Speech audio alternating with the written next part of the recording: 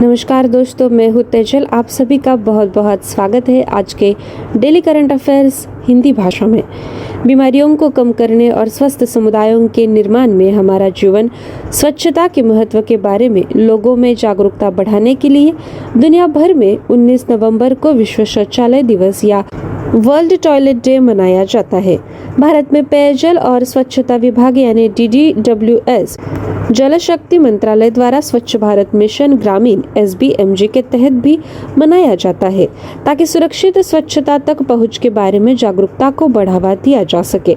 विश्व शौचालय दिवस 2022 का विषय मेकिंग द इनविजिबल विजिबल यह है। अगला अपडेट है, समाज, समुदाय और उनके संबंधित परिवारों में पुरुषों के योगदान का जश्न मनाने के लिए 19 नवंबर को दुनिया भर में अंतर्राष्ट्रीय पुरुष दिवस मनाया जाता है। यह वह दिन भी है जब पुरुषों की भलाई और स्वास्थ्य के बारे में जागरूकता पैदा की जाती है और उन्हें उनके कार्यों के लिए सम्मान किया जाता है। अंतर्राष्ट्रीय पुरुष दिवस पहली बार 1999 में त्रिनिदाद और टोबैगो में वेस्ट इंडीज विश्वविद्यालय के इतिहास के professor doctor Jerome Tilak Singh द्वारा अपने पिता की जयंती मनाने के लिए मनाया गया था। 2022 के लिए अंतर्राष्ट्रीय पुरुष दिवस की थीम पुरुषों और लड़कों की मदद करना है। अगला अपडेट है विज्ञान और प्रौद्योगिकी का। रिलायंस जियो ने अक्टूबर में 6 शहरों में अपनी ट्रू 5G सेवाओं के बीटा परीक्षण की घोषणा की।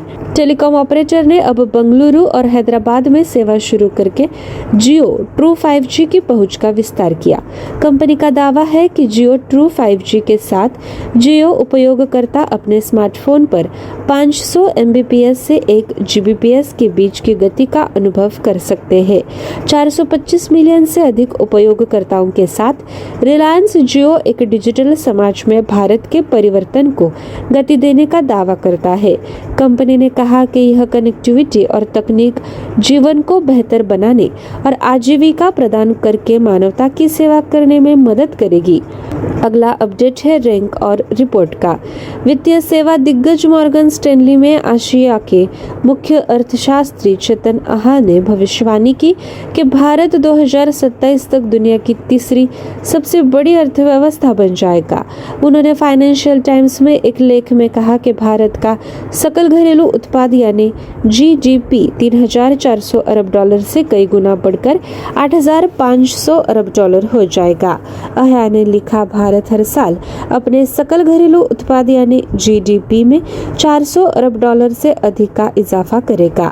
यह एक ऐसा पैमाना है जिसे केवल अमेरिका ने और चीन ने पार कर चुका है।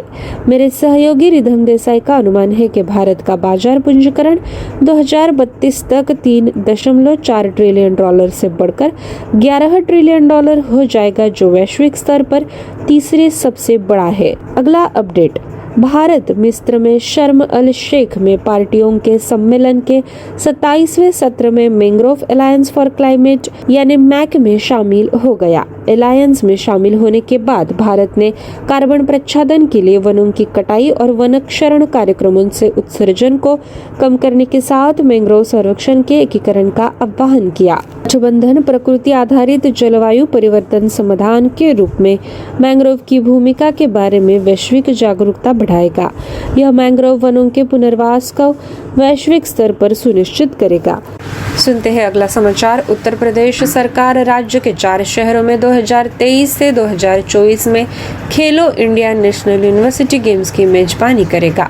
ये शहर है लखनऊ, गोरखपुर, वाराणसी और नोएडा।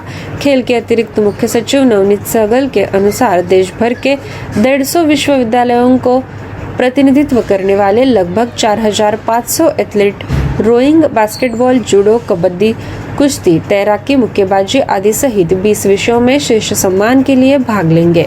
ओडिशा और कर्नाटक के बाद उत्तर प्रदेश को पहली बार नेशनल यूनिवर्सिटी गेम्स की मेजबानी का मौका मिला है। 7वां अपडेट, 2022 T20 विश्व कप के दूसरे सेमीफाइनल में 40 गेंदों में 50 रन बनाकर विराट कोहली 4,000 T20 रन बनाने वाले पहले बल्लेबाज बन गए।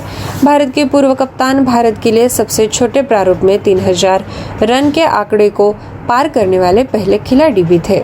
एडिलेड ओवल में बल्लेबाजी करते हुए कोहली ने ब्रायन लारा को पछाड़कर सभी प्रारूपों में एडिलेड ओवल ने सबसे अधिक रन बनाने का रिकॉर्ड अपने नाम किया।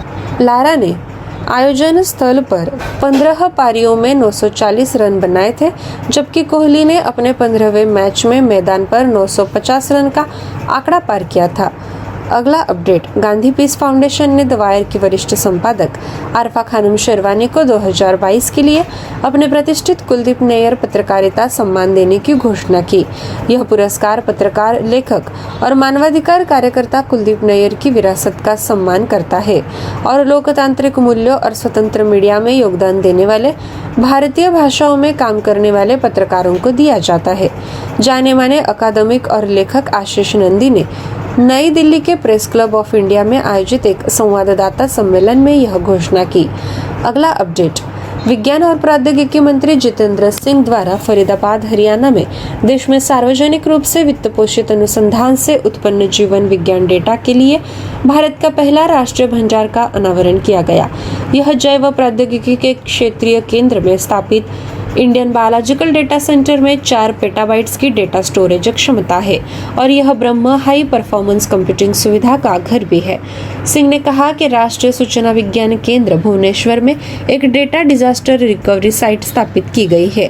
आज का आखिरी समाचार अपडेट है, मुक्केबाजी के लिए एक और मील के पत्थर में भारत को 2023 IBA महिला विश्व मुक्केबाजी चैंपियनशिप के लिए मेजबान देश के रूप में नामित किया गया है।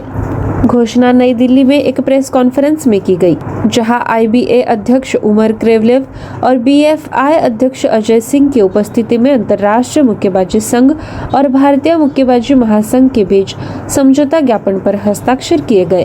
इस मौके पर मौजूदा विश्व चैंपियन निकत जरीन भी मौजूद थी। दोस्तों, ये थी हमारी आज की daily current affair updates Hindi भाषा में। मिलते हैं अगले सत्र में। आप सभी का शुक्रिया।